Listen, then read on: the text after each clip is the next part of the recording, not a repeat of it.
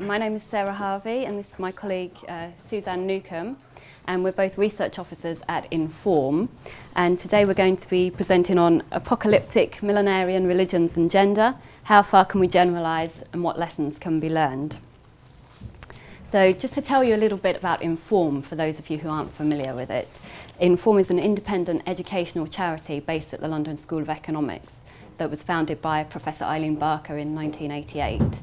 And she was a professor in the Sociology of Religion department, and she'd been looking at the Unification Church in the 1970s and 80s.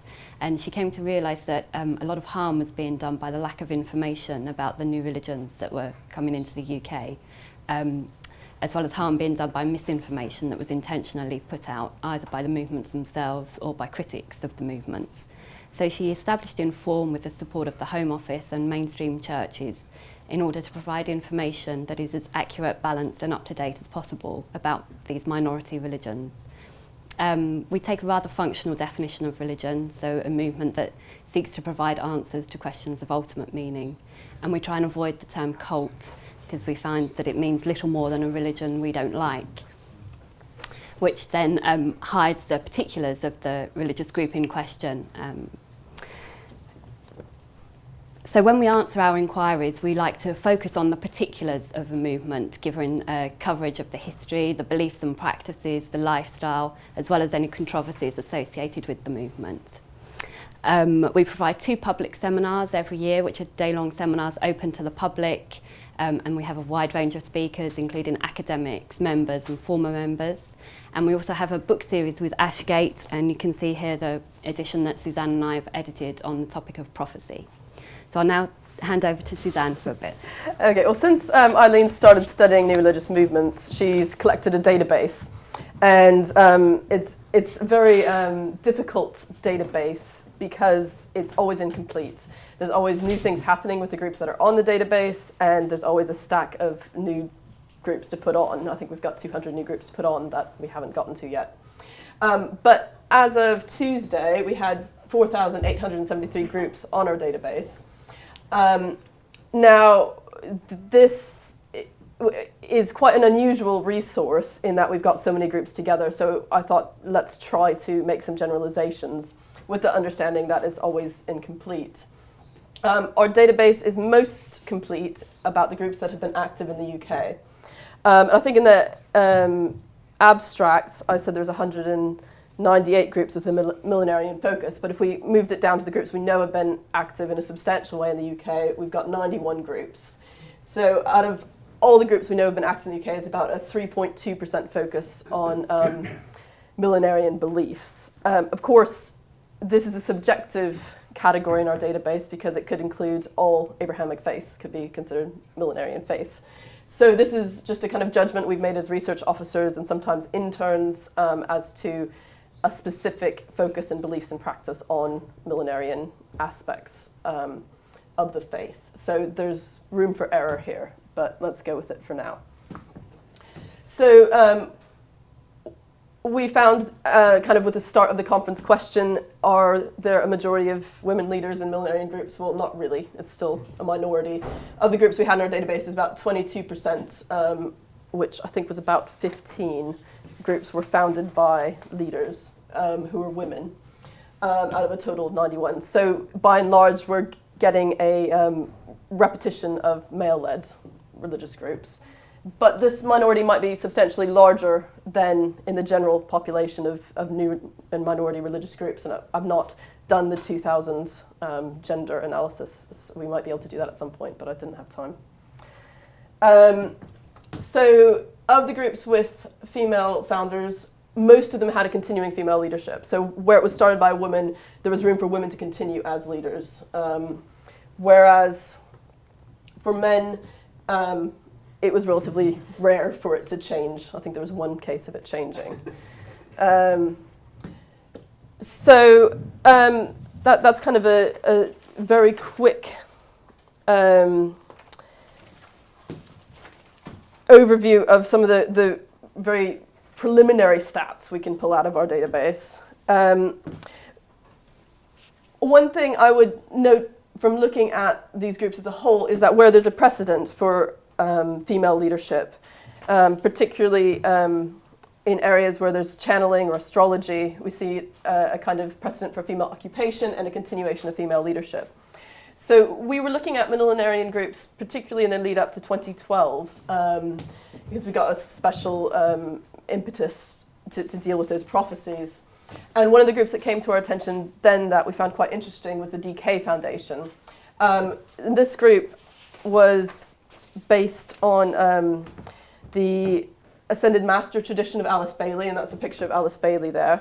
And DK refers to Jawal Kul, who was one of the Ascended Masters, who Suzanne Ruff, the founder, you'll see in the next picture, that's Suzanne Ruff, it receives messages from, red letters she calls them. This group was quite interesting. So it has a female leader. It's still continuing, and it was based on the precedents of previous female leaders. It had a very vivid eschatology for the 17th and 18th of December 2012, which involved massive flooding, which the most polluted parts of our planet will be immersed in water, and it will allow a change in Earth's axis, shifting the axis of the planet to be so that a bent person can straighten up. And this would be evidenced by changes in the Earth's climate, new constellations, and other signs. And the group received messages from their Ascended Masters that above this parallel would be a safe place, and they started relocating to Lapland here. And they wanted to establish an educational community there from about 2006 to 2012. However, rather than emphasizing and escalating the potential for harm as the date approached, she kind of cautiously backed down from more controversial aspects of her prophecies. And reading between the lines, some of the posts on her website suggested that she was trying to avoid the breaks in family relationships and finances that would be associated with relocation and trying to mediate that somewhat. So by the time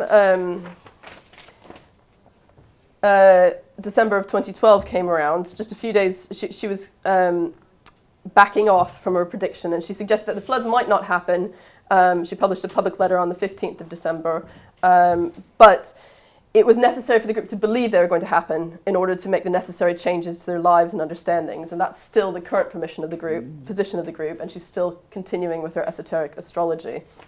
This group was interesting because they had a clear apocalyptic vision. They were trying to relocate, but at the same time, they never actually generated much public concern. They didn't seem to create cutoffs and isolations, and most of their behavior remained consistent with general esoteric astrology groups and New Age trying to improve their life, and therefore there was a relatively smooth transition after the apocalyptic date passed. Oops, back. Now I'm going to talk briefly about the Church Universal and Triumphant, which is another group that claims connection with the Ascended Masters, as Suzanne was just mentioning. This is one of the groups that was founded by a man and then was, when he died, was led by his widow there. So it was founded as the Summit Lighthouse in 1958 by Mark Prophet, who you can see there on the left, and it falls within the I Am esoteric tradition, which was begun by Guy and Edna Ballard in the 1930s. And that focuses on communication with the Ascended Masters, or the Great White Brotherhood, which was begun in Theosophy. The I Am combines teachings of the Ascended Masters with new thought ideas, making verbal statements of positive intention. So there's a precedent here for female leadership and visionaries in both Theosophy and I Am. And the New Age type practices which are found in this movement are those such as meditation, visualization, and use of healing energies, which in the Western context are sometimes associated more with feminine religious practices. So Mark Prophet died in 1973, and his wife Elizabeth Clare Prophet became the leader. And she became the sole authority within the movement, the only true channel for the Ascended Masters. The group didn't start with a millennial focus, but this kind of developed in the 1980s and 90s, when Elizabeth Clare began to receive messages from the Ascended Masters to interpret current events as evidence of the work of the Luciferians, evil fallen entities who were seeking to hinder the work of the Ascended Masters. So she took current events such as the Cold War and the spread of communism as evidence of this evil at work in the world. And she began to receive messages about the possibility of a nuclear attack in 1990, possibly on the 23rd of April. So to prepare for this, the group began to dig underground bomb shelters at their huge ranch that they own in Montana. And there they stockpiled food and weapons, sometimes obtaining weapons illegally, for which there were a few arrests. And around 2,000 members actually sold their possessions and moved to Montana to rent bomb shelters at the ranch in the run-up to 1990. When the date came and went, obviously Elizabeth Clare reinterpreted the date as marking the beginning of a 12-year cycle of negative karma. But some members obviously left, and the state of Montana banned the group from using the shelters again. Elizabeth Clare retired from a leadership position in the mid-1990s when she developed Alzheimer's, but she continued as the figurehead of the movement until her death in 2009. In 1995, a male president had been appointed to restructure the movement and to improve its public image after the failed prophecies. So it's just interesting to consider there whether a man was intentionally appointed as a kind of rational, organised public figurehead, as opposed to the female visionary who made prophecies that didn't come to pass. And also it's interesting that from the 1st of February of this year, a new female president is going to take up office. So it remains to be seen what changes that will have in the movement. So we've got two more case studies. Yeah. So just, to present a couple of more in-depth case studies this time to kind of complicate the generalizations that we've been making. I'm going to look at the Family International here, which was founded as the Children of God by David Berg in 1968. It's an evangelical Christian movement which was founded in California and particularly targeted the down and out, the disadvantaged and the hippies around that time. Kind of levelled off at around 10,000 members in 1974. And this is another one that was founded by a man, David Berg here, and on his death in 1994 was led by his widow Maria and her new husband Peter Amsterdam, and they're still the leaders of the movement. But it's undergone many changes in its time, particularly around 2009, 2010, it underwent a huge revisioning called the Reboot, and it's much changed. It was founded as a millenarian movement from its very beginning, so this has always determined its lifestyles and practices. Berg taught that members were living in the end times and that Christ's return was imminent, and that he, Berg, was the prophet of the last days. He didn't set precise dates for the return of Christ, although 1993 was once mentioned, but people joining in the 70s thought that his return would be within 20 years. So the members were considered the end-time disciples, and the children were considered junior end-time teens or jets, and were taught that they would have a specific role to play when Christ returned. And Berg and other members interpreted current events, much like the Church Universal and Triumphant, as being signs of the end times, and they had a monthly publication called the End Times News Digest. So part of their beliefs was a cutting off from society. They lived communally, they rejected external employment and education, and lived quite an insular world view, but at the same time sought to evangelise members, reach out to others in the belief that Christ would only return when enough people had been reached. One of the ways that it sought to reach people was through its particular view of sexuality. So alongside its end-time beliefs, it was governed by the law of love, to love God and to love our neighbours as ourselves, and this view of belief superseded all other laws. So Berg taught that the system, the outside world, hated sex, whereas he and his followers saw it as something natural and God-given and to be celebrated. So sex was used to create an intimate personal relationship with Jesus, and there was sexual sharing within the group between consenting adults. In the 1970s, this led to the practice of flirty fishing, which you can see there, in which sex was used as a form of witnessing to reach out to men, well, most often men, through sex. So we can see that this sexual experimentation and flirty fishing actually served to reinforce traditional gender roles in many ways, as it was women who reached out to men with sex. They were still under obligation to fulfill the sexual needs of their husbands, and the movement's rejection of birth control led to numerous pregnancies. So the female members of the group were particularly sexualised.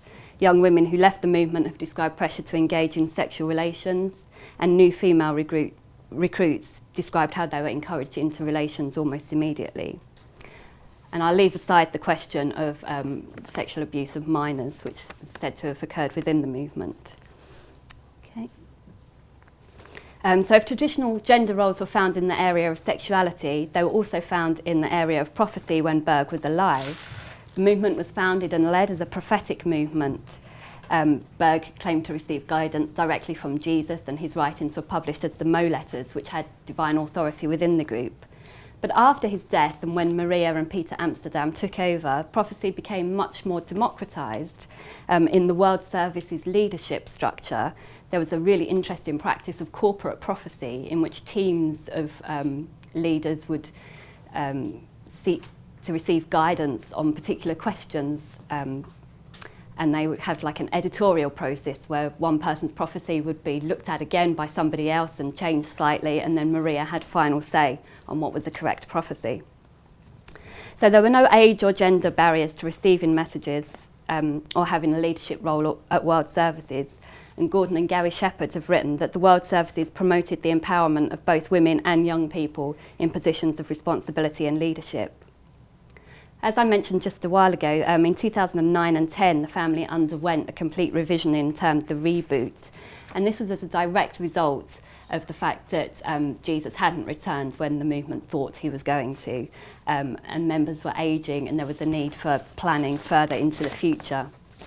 There was an initial commitment to end-time beliefs in this plan, but these now seem to have become more and more metaphorical. And this has resulted in a great change in the movement's practices as well, where communal living has stopped. Members are now seeking external education and employment. So it seems that the metaphorical focus of the end-time beliefs have now led to the mainstreaming of the movement. Okay. And one final case study, and then to wrap it up, just to take away from the Christian focus a bit. The Brahmakumaris are another millennial group that have an interesting gender aspect. They're founded by a man in 1932 in Hyderabad, which was then part of India. According to the BKs, the founder was a wealthy gem trader, devout Vaishnavite, and he received this series of visions as he was approaching the age of 60. They called him Brahma Baba. His birth name was Lekraj Kripalani. He handed over his wealth to a trust of a small group of female followers, and his visions of what God was telling him always encouraged women to be celibate and take leadership roles. He asked all his students to work for their personal spiritual development at all times. And so a lot of women who perhaps were dissatisfied with their gender placement within their Indian society were attracted to this. It was always a large number of female followers. And it was hundreds of women joined, which was rather unpopular with women's fathers, brothers, and husbands. So this caused various social problems in the area. And in 1971, they moved several times. In 1971, the BKs began establishing missions outside of India and having a real international scope. Women continue to hold most of the senior leadership positions as well as the senior administrative positions, but the BKs stress that men are welcome and can be found in most roles. According to the BK's teachings, the root of all human suffering is due to body consciousness, which involves the vices of lust, anger, greed, and attachment to the ego, rather than being established in your soul consciousness. When you're in a state of soul consciousness, you have the qualities of love, peace, happiness, truth, bliss, and purity, which is evidenced by the kind of dress code of all whites that most members will have. They've also got a very strong end times vision, which doesn't necessarily become apparent until you're involved in the group for a little bit. According to the teachings, time is eternal, but you've got the cycles of death and rebirth, the yuga, which are related to spiritual purity. The BKs believe there's 4 such ages. The Iron Age or Kali Yuga is that just behind us, and there's a new golden age coming, and right now we're in a kind of transition period, which they call the confluence age. So that's an interesting way of holding this time just before a millennial vision, kind of indefinitely. The BKs teach that the entire cycle is completed every 5,000 years. Each new soul is destined to replay exactly the same actions in their reincarnations during the next 5,000 year cycle. So if you get it right now, you won't have to do it again.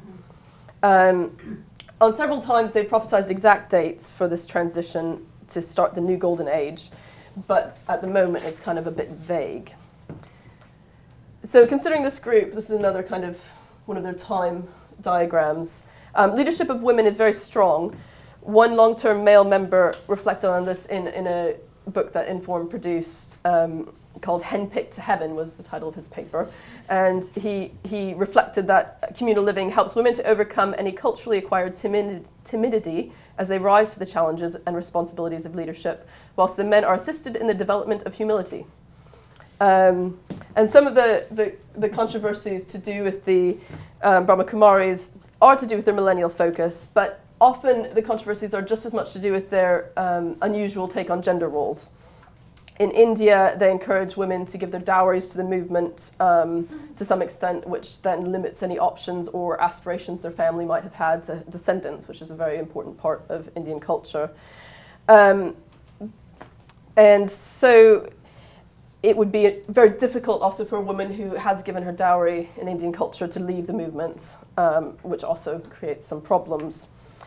But it also opens a different option to many women who might not have an obvious career path. And there is a precedent, a small precedent for female monastic opportunities in India, but there's not that many. There's also a few examples of God-realized women. They're still a minority. So it's both following an established tradition and kind of charting new territory in many ways.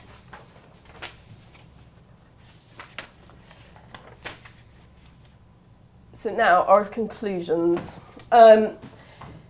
Basically, qualitative. Qualitative. I mean quantitative, actually. Didn't catch that. Quantitative analysis is always a bit flawed, but it can be helpful to stop untrue assumptions. And it's clear that, as a whole, millenarian groups kind of reproduce the dominant gender patterns. However, so we do probably have slightly more female founders, although the control on this claim is still a bit sketchy, and our database is, of course, flawed. Groups founded by women tend to continue with strong female leadership. So that's not a hugely surprising conclusion, but it seems to be one we can make. And it also may be the case that more women leaders emerge in areas where there's already a career precedent for women, such as astrology and channeling, and to some extent the Christian traditions. But despite this, I think millenarian groups provide a very interesting crucible for new visions and experimentations with social forms. And if you look at a case-by-case basis, you can find some really interesting things happening with gender in these groups, which don't come up with the more quantitative analysis. So kind of applauding the case study approach that exemplifies most of the papers.